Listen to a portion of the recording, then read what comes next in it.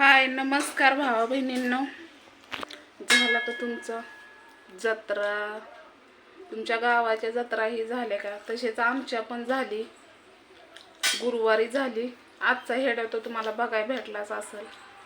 अशा पद्धतीने आमच्या इकडं यात्रा निघते आणि ती हेड्याव पहाट 6 वाजता आहे टाक काढलेला मी.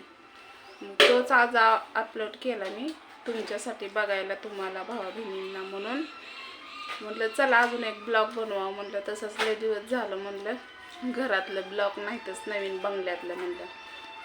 तर भरपूर असं मला तुम्हाला बोलायचं आहे. काही गोष्टी आहेत पण कसं आहे माहिती आहे का, मला बोलू वाटत नाही. बोलू म्हणजे धाडीच होतंय पण परत मन खचतंय की काय बोलू, कशाला कुणाची मनं दुखवू असं होतंय. म्हणून त्यामुळं ना मी बोलेन पण त्यासाठी ना मी तुम्हाला याच्या आधी पण म्हटलेलं की मी थोडंसं त्या वेळेची वाट बघते. ती वेळ आली ना तर मग धकधकतच बोलणार. कारण कसं आहे माहिती आहे का, काही गोष्टी भरपूर अशा आहेत घरातल्या पण असते त्या, पण बोलायचं म्हणलं तर त्याला हिंमत लागते. आणि तसंच माझ्यात हिंमत आहे पण मी थोडीशी खचते कुठं ना कुठं. असं माझ्या मनाला वाटतं की अजून ते मौका आलाच नाही की तुम्हासोबत मी शेअर करावं. पण त्या वेळेची मी वाट बघते आणि ती वेळ लवकरच येईन असं मला वाटत आहे. पण बघू, वेळ आली तरी मी तुमच्यासोबत बोलणार आहे आणि वेळ नाही आली तरी बोलणार आहे. पण एवढंच की वेळ आली ना तर मी सबूतसहित बोलू शकते आणि वेळ नाही आली ना तर मी थोडंसं असं दबाव म्हणजे नाही का दबकत बोलन असं. पण मी बोलणारच आहे पण आता सध्या तर नाही. पण झाले आता, चला जाऊ द्या त्या गोष्टी, मी सांगेन वेळ आल्यावर. तशी जत्रा होती आमच्या गावची, झाली आता पार पडली. पाहुणे रावळे कोण नाही आलं, कोण म्हणजे आलती होती भरपूर, आपल्या घरातलीच होती फॅमिली. इथली होती, परत राधाताईच्या इथली होती, फॅमिली भरपूर अशी होती. तर हो का इकडं आईचा स्वयंपाक चाललाय, आई पण आहे. तर म्हणलं चला थोड्याशा गप्पा मारावं म्हणलं तुमच्यासोबत. वडील म्हणत होतं कपडे नाहीत. काय करू आता मी तरी, माझ्याकडे 1 रुपया नाही. आता बानूच्या दुधाचा महिना भरला, कुठनं देऊ पंचायत पडली या. कारण ही घर बांधलं ना एवढी म्हणजे ही झालं. आपण पण नेमकं जत्रेच्या तोंडातच घर बांधलं ना, त्यामुळं जास्त धावपळ झाली. नाहीतर मी कपडे घेणारच होती. तशीच बानूला सुद्धा मी कपडे काय घेतलेली नाही ती. आणि दीक्षाला पण घेतलेली, तुम्हाला माहिती आहे ती वहिनीने घेतली साडी ड्रेस दीक्षाला. त्यामुळं आणि ती जयंतीला घेतली होती पांढरी साडी, थोडी आपण जत्रेमध्ये घालू शकते. पण झालं निमित्त का होईना झालं की म्हणजे नाही का, मला नवीन साडी दीक्षाला आम्हा दोघीलाच, आईला आणि तात्याला घेतली नाही ती बानूला. तर वाटतं आणि मन माझं एवढं खचलंय ना. तुम्ही बघू शकताय माझी तब्येत किती वर्षावर आता खराब व्हायला लागली. विचारच जाईना डोक्यातनं. कसं माहिती आहे का, माझ्या डोक्यातनं विचारच जाईना. का माहिती आहे का, मला लोकांचं पैसे द्यायच्यात लय नाही तर, पण मला असं वाटतं की मरणाचं पैसे आहे त्या लोकांचं, पण ते पैसे मला द्यायच्यात. पण लवकरच बघू आता, कामधंद्याचं चालू करणार आहे बघायला, जाणार आहे बघायला, जायचं कामाला. तर काय करायचं, पावसाळ्याचं तर लय अवघड आहे. पावसाळा कसा निघाल ती पंचायत आहे.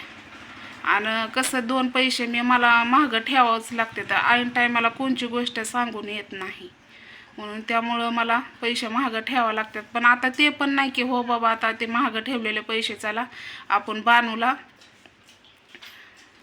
वल्लाला आईला बानूला कपडे घ्यावं. पण माझं मनच राजे झालं नाही. म्हणजे होय नाहीच, काय झालंय काय माहिती मला समजा नाही. वरच्यावर पण खराब व्हायला लागली मी पण टेन्शन डोक्याला आहे. कुणाला सांगायचं, कोण मन हलकं करणार सारखं आहे का. आता मस्त वहिनी आहे त्या, पण त्यांनी पण आपल्याला मदत केली. पण मदत केली म्हणजे दिला आपल्याला हातभार लावला. मग लोक दुसऱ्यांचा नाहीत का पैसे आपल्याकडं, ती कशी गप बसला. आपल्या घरातली माणसं गप बसतेली, बाहेरची कशी गप बसतेली सांगा बरं. तर वहिनीने आपल्याला मदत केलीच. पण वहिनीचं काय टेन्शन नाही एवढं, पण बाहेरच्यांचं आणि एवढी म्हणजे खालच्या पाताळ्याला जाऊन बोलतात पैसे असल्यानं, म्हणजे सख्या बहिणीचं पटत नाही, भावांचं पटत नाही. पैसा लय बेकार चीज आहे. आपण पैशाला कमवतो, पैसे आपल्याला कमवत नाहीत. आपण पैशाला कमवलं, कष्ट केलं तरच खातोय पोटाला पोट. आजपर्यंत कष्टच करत आलोय. आता मी पण केलं, आईनं पण केलं, पण आमच्या गावात कामच लागत नाही ती मेन गोष्ट. मग आता मला दुसरीकडे तर बघावंच लागलं का नाही. आता पावसाळा चालू होईल आणि बांधण्यासाठी तर पेशल ठेवावंच लागतात मला 2-3 हजार तर महाग नाही नाही म्हणून. आता खायचं वांदा आलं. काय सांगायचं आहे तुम्हाला, कुणाला सांगायचं. दात बी आपलं आणि होट बी आपलं. तर बघू शकता आईचा स्वयंपाक झालाय. काय तिला बी बरं वाटत नाही तरी कर म्हणला बाई स्वयंपाक. आता मस्त काय काय बोलावा सांगा, काय बोलावा. माणूस दुखणं आणि पोटाला अन्न लागतंय. माणूस त्याच्यावर तर जीवन आहे. पाणी, जेवण, दुखणं. शरीर नीट असलं तर काम करू शकते. आता माझं दुखतंय पण मी कुणाला सांगू, कुणालाच नाही सांगू शकत. तर चला जायचं आहे आपल्याला काम बघायला. आता कामाच्या शोधात पळायचं, जिथं काम घवल तिथं लागायचं. भलं ते कुठं का असं ना काम, कष्टही करावाच लागतंय. आणि या नवीन बंगल्यात काय होतं, इतकं गरम होतंय की घामच यायला चालू होतं. आणि त्यात आतून कूलर बिघडला. एक तरी ताप आहे का, त्यात कूलर बिघडला. आता बानूची नुसतं घाबरून जीव जातोय तिचा. काल 3-4 वाजता ही झालं तर त्यावेळेस ती एवढी बेकार झाली, सगळीच घायाळ झालो. ऊन तर एवढं वाढलंय की त्याला मापच नाही. आणि ह्या नवीन बंगल्यात तर दमच निघत नाही. आणि त्या जुन्या बंगल्यात तरी दम निघतो या जरा का होईना, थोडासा गारवा तर लागतोय. पण एवढा बी नाही किंवा आतनं जीव असा ही होतोय. गारवा लागतोच की माणसाला. गारवा सहीन करतंय पण उन्हाळा नाही सहीन करत. आपण एक करू शकतोय लेकरं. तर बघू आता कूलरचं करावं, करून तर घ्यावाच लागलं या 2-3 महिने. परत थंडीच्या महिन्यात काही टेन्शन नाही. बाहेर झोपलो होतो आम्ही रात्री. तर बानू झोपली, झोपता झोपना ती पण. तिला सारखा हात वरी करते. आता काय तिला मस्त सांगत असेल मला गरम होतंय पण कसं काय करावं. तर चला आपल्याला बानूचा शॉर्ट हेडव पण काढायचा आहे. पण त्यासाठी आपल्याकडे टॅन नाही, त्यामुळं मलाच कॅमेरा धरावा लागतो या. म्हणून त्यामुळे शॉर्ट हेडव बानूचा काढायला काही जमना.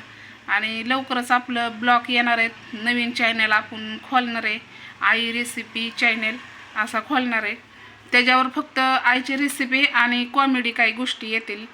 आणि या हेड्यावर बानूचं चॅनल आहे. या हेड्यावर बानूचं तुम्हाला सगळं खेळणं, बोलणं, जेवण फिवण. पण त्यासाठी मला टेनची लय गरज आहे. आणि वहिनी म्हणल्यात बघू आपण. आणि एक माझी बहीण पण म्हणली बघू मी तुला पाठवेन. पण आता बघू जेव्हा येईन तेव्हा बनवायला आपण चालू करू. तर चला बानूला जेवण चारायचं आहे. बाय.